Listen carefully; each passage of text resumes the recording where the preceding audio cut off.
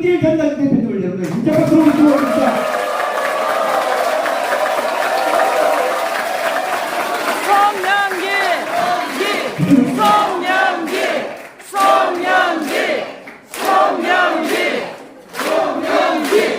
성년기 다시 한번 뜨거운 박수로 맞이해주십니다.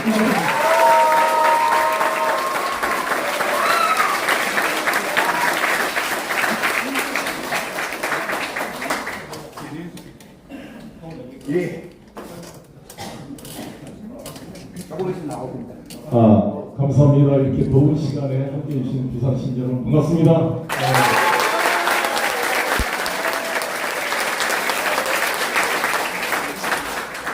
먼저 30분 동안 저의 생각을 말씀드리고, 제 기자회견 보셨습니까?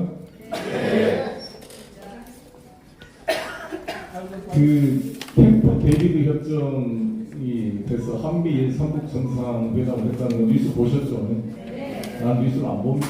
그래서 뉴스 안 보는 사람들이 많아서 그냥 유튜브로 보고 있는데, 저는 우리나라 언론들에게 호소하고 싶은 것은, 우리 대통령, 문재인 대통령이 이쪽 정상회담할 때는 왜 이렇게 비판적으로 쫙 분석을 하던 언론들이 박근혜 대통령이나 윤석열 대통령 정상회담 오면 그렇게 화려하게 용기어천가를 불렀는지 모르겠어요. 뭐 옷 색깔이 어떻다는 거, 뭐 최고의 대접을 받았다는 거, 뭐 최초로 캠프 데이비드에 초청됐다는 거, 뭐 그건 좋은데 뭐 라이온스 회담 무슨 로타리 클럽 회담도 아니고 거기 가서 우리 대한민국 국익을 위해서 뭘 가져왔는지를 분석해봐야 될 거 아닙니까? 그럼 우리가 대한민국이 미국과의 가장 현안 문제가 뭐죠? 가장 IRA 소위 말하는 인플레이션 방지법에 따라서 우리나라 배터리 산업이나 반도체 산업에 대한 규제 아닙니까? 보조금을 준다는 이유로 중국에 투자를 못하게 하고, 그러면 지금 삼성전자나 SK 하이닉스 같은데 지금 중국에 거의 40% 이상의 막대한 투자를 해놓고 있거든요. 제가 중국 시안에 가봤더니 그 시안에 들어가는 고속도로 이미 삼성 고속도로입니다. 아예 도심 하나 만들어 놨어요. 어마어마한 규모의 삼성 메모리 반도체 생산 공장이 거의 삼성전자의 40% 이상을 생산하는 공장이 있습니다. 어마어마한 투자를 해놨습니다. 수조 원을. 근데 이게 다 나중에 무용지물이 되게 생겼잖아요. 지금 미중 간의 갈등에 가장 피해를 보고 있는 게 삼성전자 아닙니까? 우리나라 산업이 지금 BBC가 그래요. 먹고 사는 먹거리가. B가 그래요. 바이오, 또 하나 B는 배터리, C는 칩, 그래서 반도체를 위한. 그래서 BBC 산업이 우리나라 산업에 먹고 사는 미래의 핵심 아닙니까? 근데 이게 다 무너지고 있잖아요. 아예 지금 미국이 아메리카 퍼스트에 따라서 모든 공장을 미국에다 투자해라. 그래서 지금 현대자동차부터 온 거잖아요. 바이든 대통령, 윤석열 대통령 보고 오겠어요? 오자마자 현대자동차, 삼성전자부터 들려서 우리나라의 알토나 같은 산업들을 자국에 끌어내서 자국의 일자리와 투자를 유치하려고 팔버둥을 치고 있잖아요. 바이든 대통령. 다음 재선을 위해서. 또 거기 들러리 쏘면서 한미일 공조 뭐 새로운 시대가 열렸다.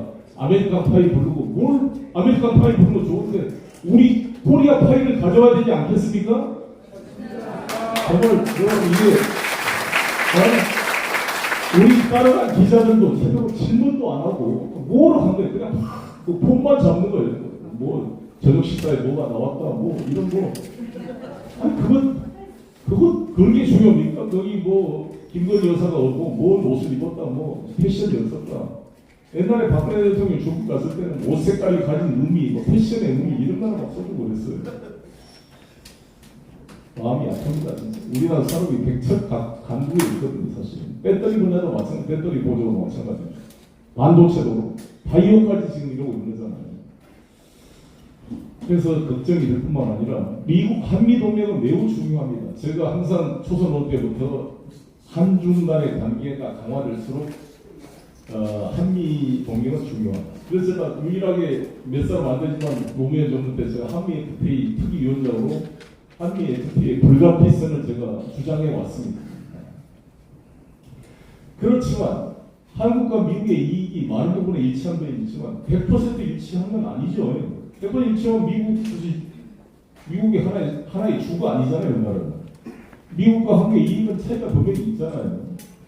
미국은 전통적으로 일본이 아시아의 중심입니다. 옛날부터 카스가택 이락때부터 한국은 일본의 방위를 위한 일종의 GOP입니다. GOP.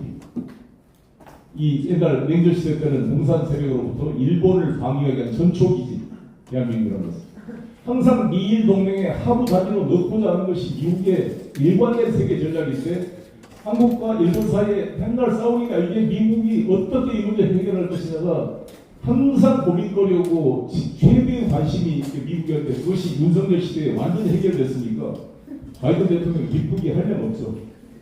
뭐 말 안 해도 알아서 그냥 일본하고 저렇게 친하게 지내고 막 오염수 괜찮다고 국가에서 10억을 들여서 대신 대한민국 정부가 홍보를 해주고 일본 해라고 표기했다고 해도 뭐 아무 말도 안 하고 거기 가서 일본의 표기 어떻게 한미일 합동 분석을 하는데 일본의 표기가 배제가 안 되면 동해 표기라도 주장해야 되는 게 대한민국 대통령이 해야 될 일부가 아니겠습니까? 맞습니까? 맞습니다.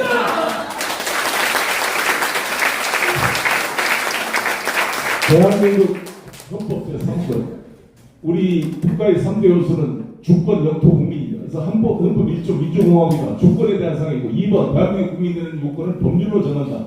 국민 법정주의 헌법 2조, 3조 대한민국의 영토는 한반도와 그 부속 도서로 한다. 돼 있습니다. 부속 도서의 독도는 들어있어요. 헌법 69조 대한민국이 대통령 선서가 헌법을 보여 국가를 지키는 것이 국가의 영토 3대 요소인 한반도와 그 부속 도서를 지키는 게 대통령의 헌법적 의무사항인데 그걸 완전히 방기하고 있습니다. 독도를 우리 땅이라고 말하는 분위기가 관공사나 이런 데서는 계속 줄어들고 떨어지고 안 하고 있습니다. 경북 도의회는 매년 한 번씩 독도에 가서 도의회를 개최했다고 합니다. 이번에는 취소됐습니다. 누가 말도 안 하고 취소됐어요. 국민의힘. 이게 국민의힘은 뭐 엊그제까지 김기현 대표, 주호영 원내대표, 원희룡 제주도지사 일본 따위가 오염수를 부산 앞바다 우리 바다에 방기하면 용납할 수 없다. 소송도 불사하겠다라고 입에 침을 튀겨서 했던 세 분뿐만 아니라 많은 의원들이 지금 완전히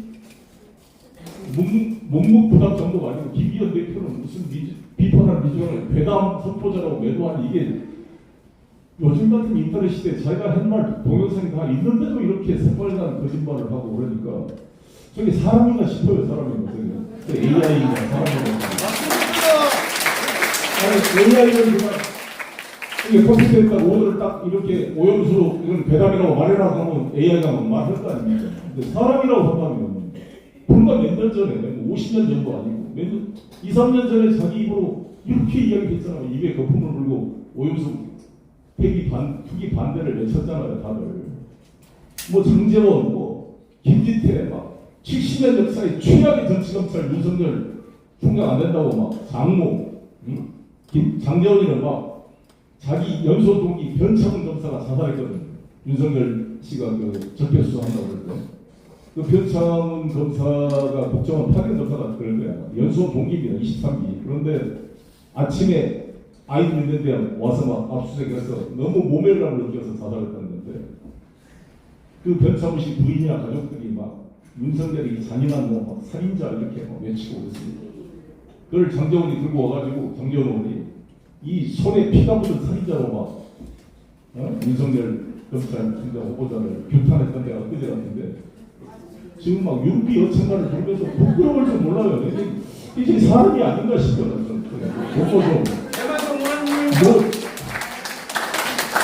여기서 침을 바깥 끼워놓은 무슨 인조인간 같은 느낌.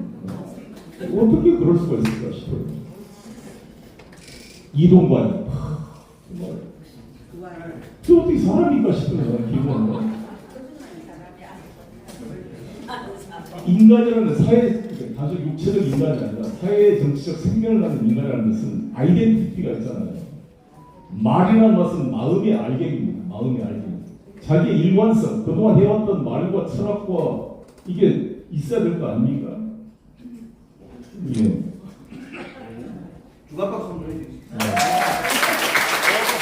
오늘 제가 기자회견을 핵심은 세 가지입니다. 첫 번째, 가덕도 공항의 문제를 계속 그동안 밀양이냐 가덕도냐 김해시구가 확장이 아니냐라는 쓸데없는 논쟁으로 거의 10년, 20년 2002년 도태산 사고 이후로 2006년도 노 대통령께서 지적하고 공론화를 시작했다가 1911년도 MB 때 백지화 했다가 다시 박근혜 대통령 되고 김해시공항 확장으로 됐다가 2018년도 지방선거 이후로 부울경에 민주당 정부가 들어서니까 강력히 요청을 해서 다시 가덕도 신경 논의가 돼서 겨우 왔더니 박형준 시장이 또 뭐 플로팅을 하겠다.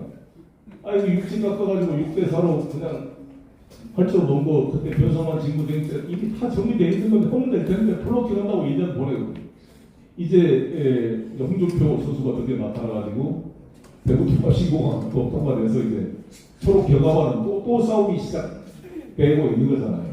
그래서 뭐 중추공항이 아니냐 가지고 우리 최민호 의원이 이거를 특별법에 빼냐 마냐 논란이 됐지만 이건 중앙정부가 정리를 안 해주는 거죠. 그냥 PK의 동일의 싸움으로 그냥 방치해서는 되는 게 아니거든요. 국가의 발전 전략이라는 게 투포트 시스템으로 간다.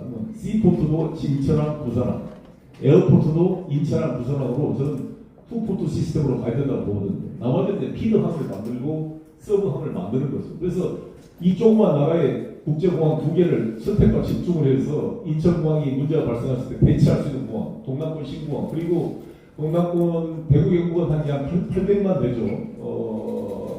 500만 점 되죠. 그러나 여기 부울경이 약 800만 되는 거고 이것이 광주 전남 200만 원, 약 1000만의 이런 수요를 갖는 그런 공항으로 그리고 이제 광주공항 특별법도 통과됐으니까 대구가 그쪽이랑 같이 연계해서 중심 그 항구와 피드항으로 이렇게 나가는 것을 해야 되거든요. 부산하면 세계적인 항구, 세계 5번째 항구. 우리 인천 국제공항은 세계 5, 6번째 여객 수송이고 화물 넘버 2입니다. 넘버 2입니다.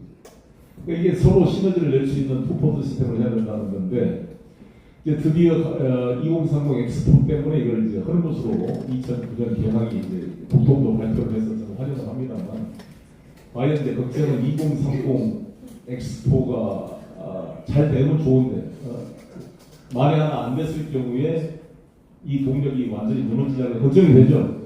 그래서 정부도 그것과 상관없이 정했다고 말씀을 하고 있는데 우리 부산 부울경 그 시민과 정치권이 확실하게 이것은 엑스포와 상관없이 무너져가는 부울경 경제의 새로운 산업들의 질적 전환을 위해서 단순한 여객용 공항뿐만 아니라 항공 화물을 담당함으로써 우리 인천국제공항에 있어서 제가 삼성바이오로직스를 비롯한 이 바이오 첨단 산업을 유치했던 것처럼 이 부산이 최소한 100만 톤 정도의 항공 화물을 처리할 수 있는 이 국제공항이 만들어질 때 모든 농산물도 바로바로 수출할 수가 있고 딸기 같은 것도 수출할 수 있고 첨단 제품들 바이오 같은 AI 산업들이 여기에 들어올 수가 있거든요. 그래서 꼭 필요하다 이런 것을 강조했던 나는 첫 번째 드렸고요. 두 번째는 아시다시피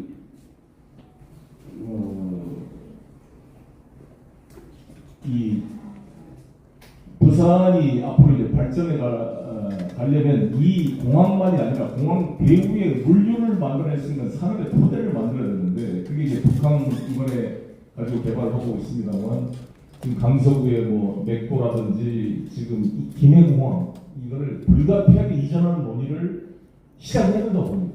지금 김해공항에 있는 이제 에이왁스라든지 지금 군 그 기름을 어떻게 통합할 거냐, 사천공항에 통합할 수 있느냐 논란이 있겠지만 어찌됐든 간에 방법을 찾더라도 김해공항을 저기다 놔둬가지고는 이 새로운 부지가 없는 부산의 새로운 첨단 산업을 발전시키는 데는 근본적 한계가 있습니다. 그래서 이 김해공항 이전 문제를 국론화 붙여서 지금 찾는 작업을 해야 된다고 봅니다. 그래야 강서 주변에 에코시티부터 포괄적으로 발전이 만들어진다는 거고요.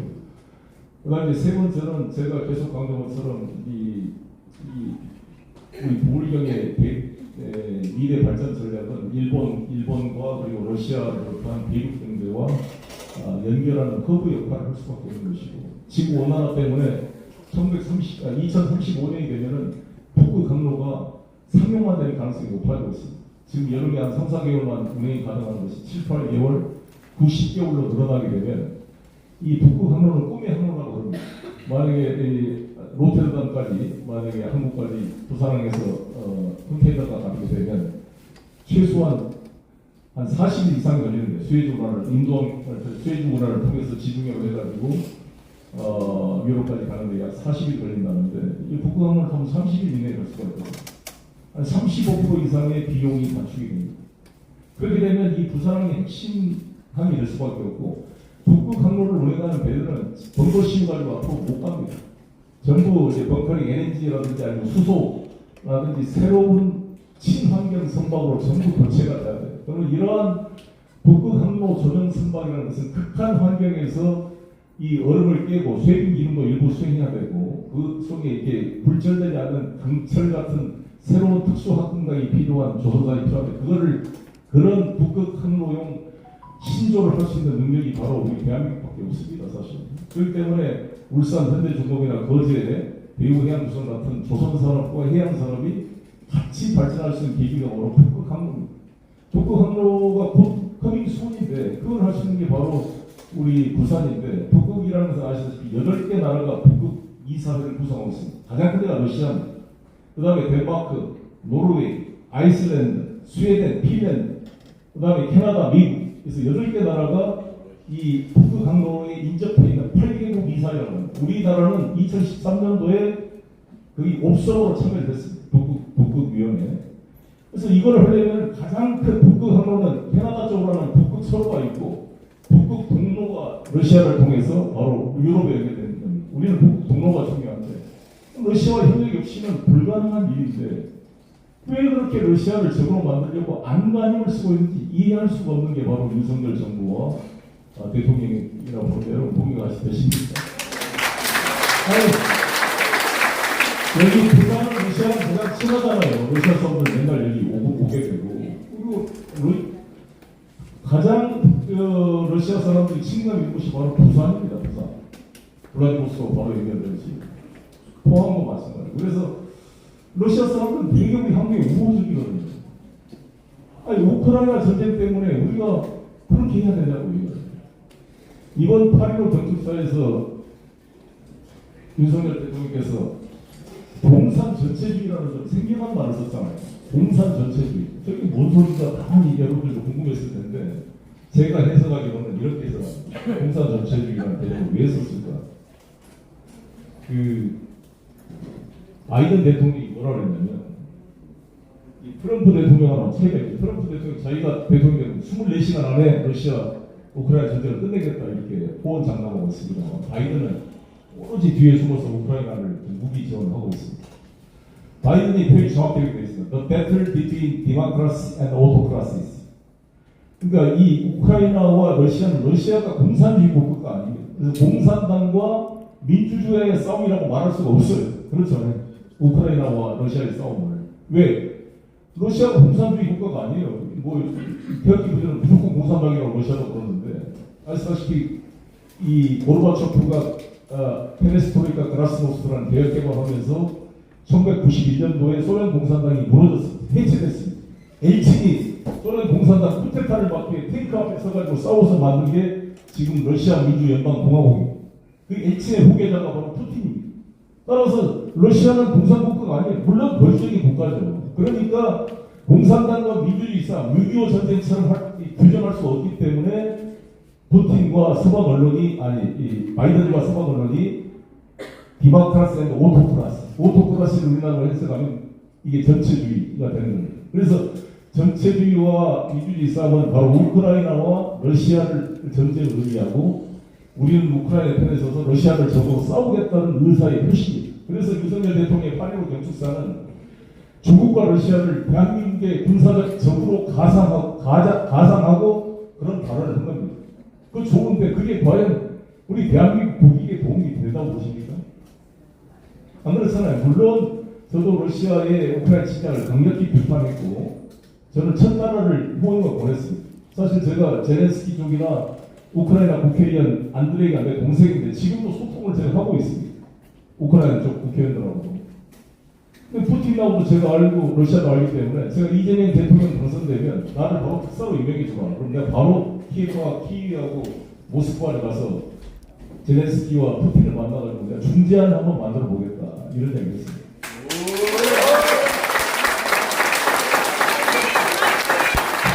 아니 이런 것이 왜 아닙니까? 아니 우리 우크라이나도 인도적 지원을 해주고 재건사업 지원을 해주고 그러나 무기를 직접 지원해주는 것은 우리가 되겠습니까? 그러니까 무기를 직접 지원해주면 그럼 어떻게 돼요? 그럼 바로 북한이 러시아한테 무기를 제공해 주는 거죠. 그러면 북한이 벌써 지금 무기 제공할 움직임이 보이고 있잖아요. 이번에 쇼이구 러시아 국방부 장관이 이번 바로 이 저승절, 북이 말하는 저승절 기념일 날 평양을 방문했습니다. 이 심각한 문제가 되는 거죠.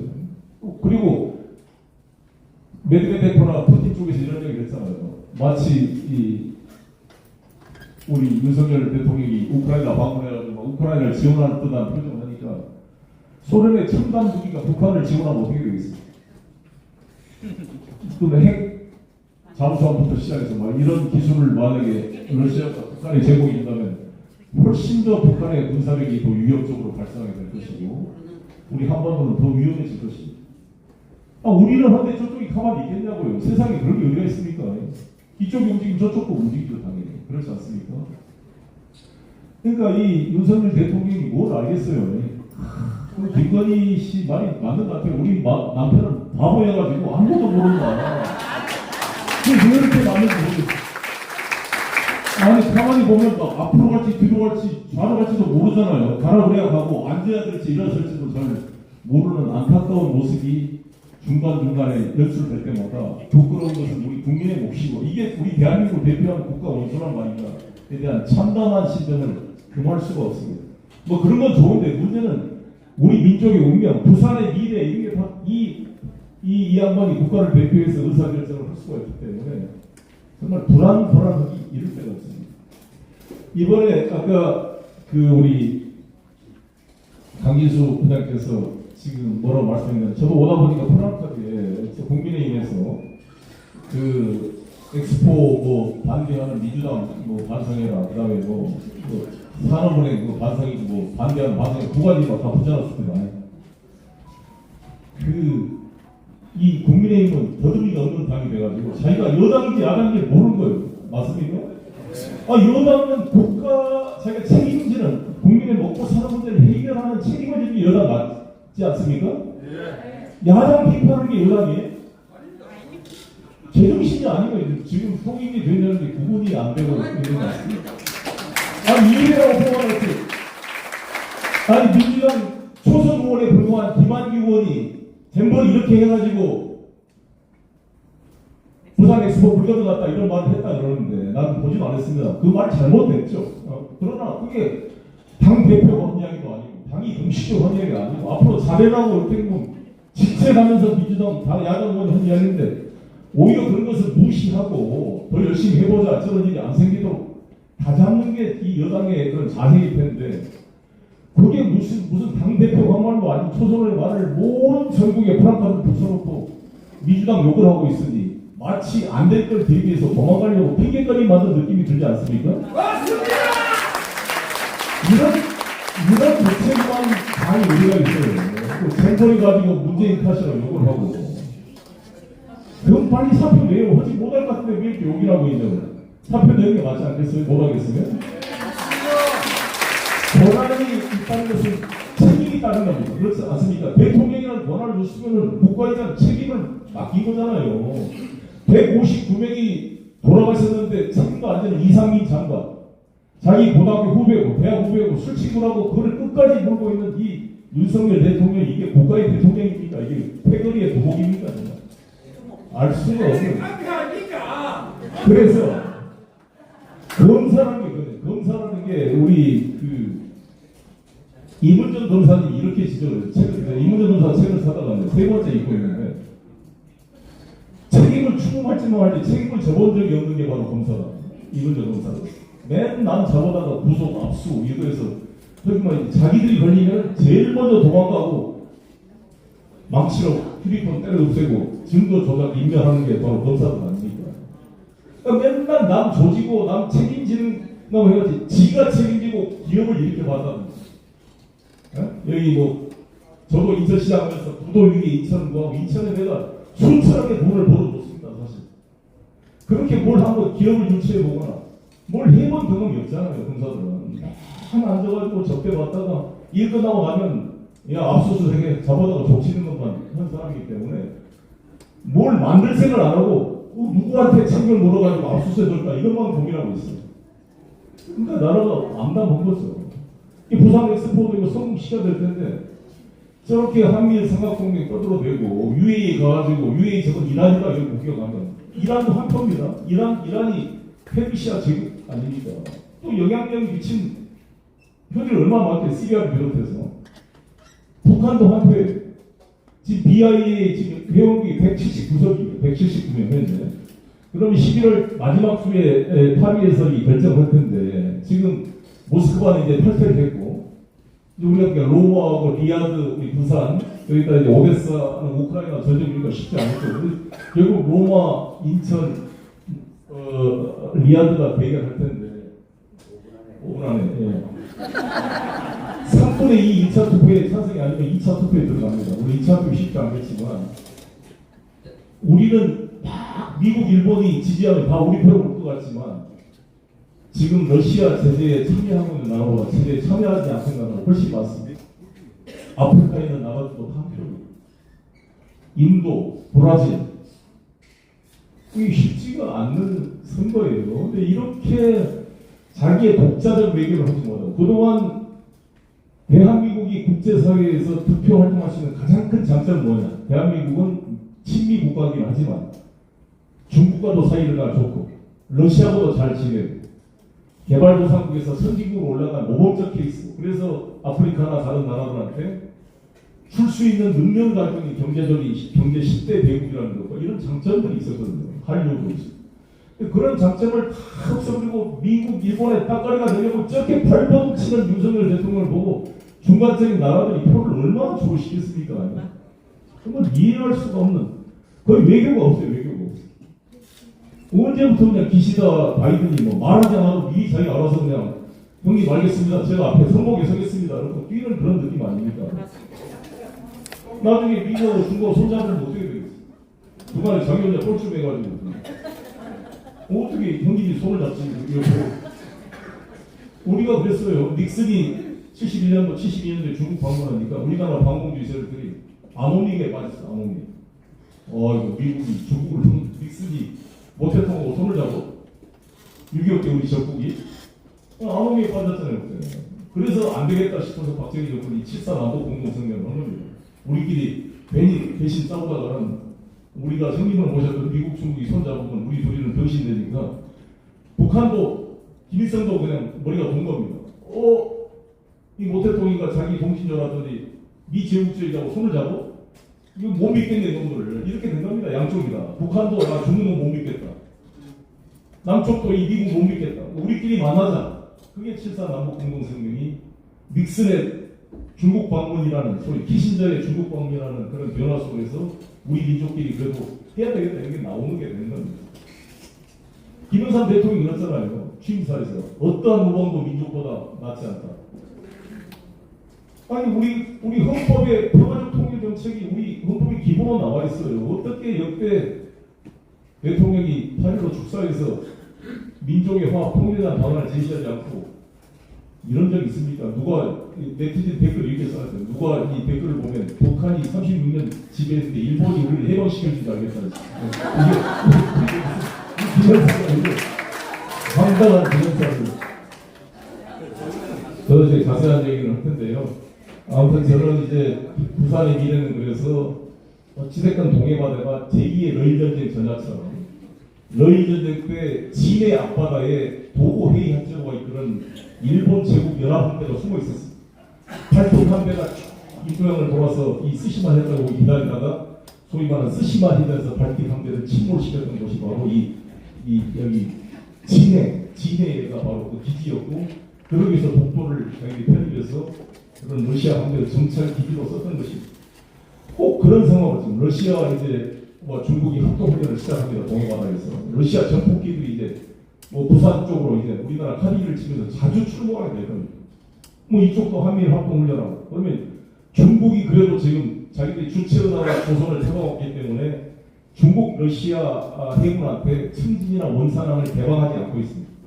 근데 한미일이 계속 심해지면 북한도 완전히 벼락이 돼서 북중러 3국이 동해바다에서 합동 해공군 훈련을 시작한다고 생각해봅시다.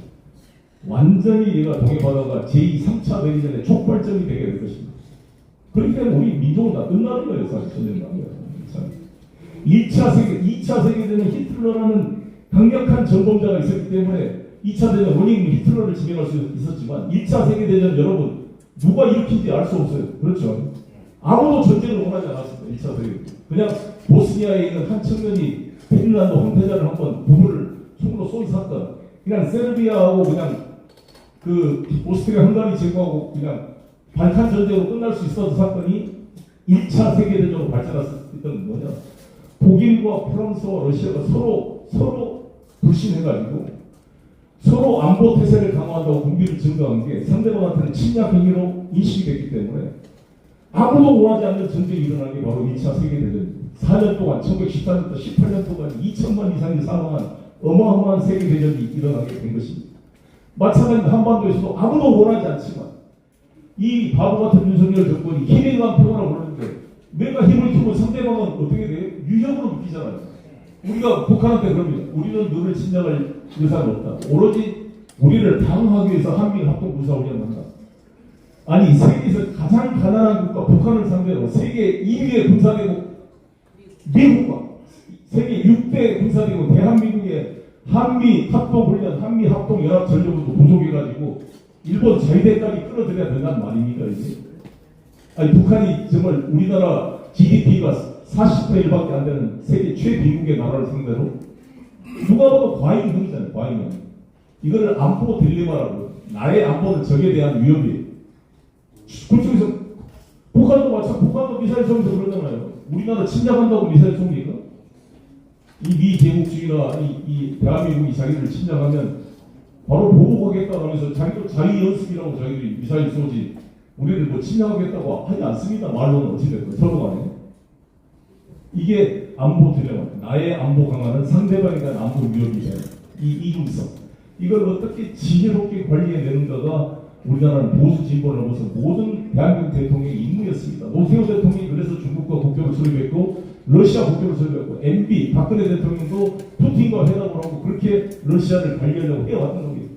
천하의 격당을 있다 보다 보니까 가장 무식하고 더듬이가 없는 이 윤석열 정권에서 뭐가 뭔지 모르고 아무나 들이받고 그냥 똘마이처럼 미국, 일본한테 준성 내가 앞장서겠습니다 하고 뛰어다니고 있다 이거거든요. 그럼 어쩌려고 북한하고도 지금 우리가 상당히 힘들어 죽겠는데 세계 최강의 그런 핵무기를 가지고 있는 러시아를 우리 적국으로 만들어서 대한민국 안보가 안전해집니까 그게? 그게 그 윤석열 머리로 될지 모르겠습니다. 자, 일단 정리하겠습니다. 그래서 부산의 기회는 부산이라는 북극 항로를 대비해야 되고 대입경제와 연결시켜서 동해바다를 전쟁의 바다가 아니라 제2의 지중해로 만들어서 이 부산항이 대륙과 해양을 연결하는 접점의 그런 입구로서 제2의 베네치아 공국처럼 발전하는 비전을 부산이 만들어간다고 생각합니다. 감사합니다.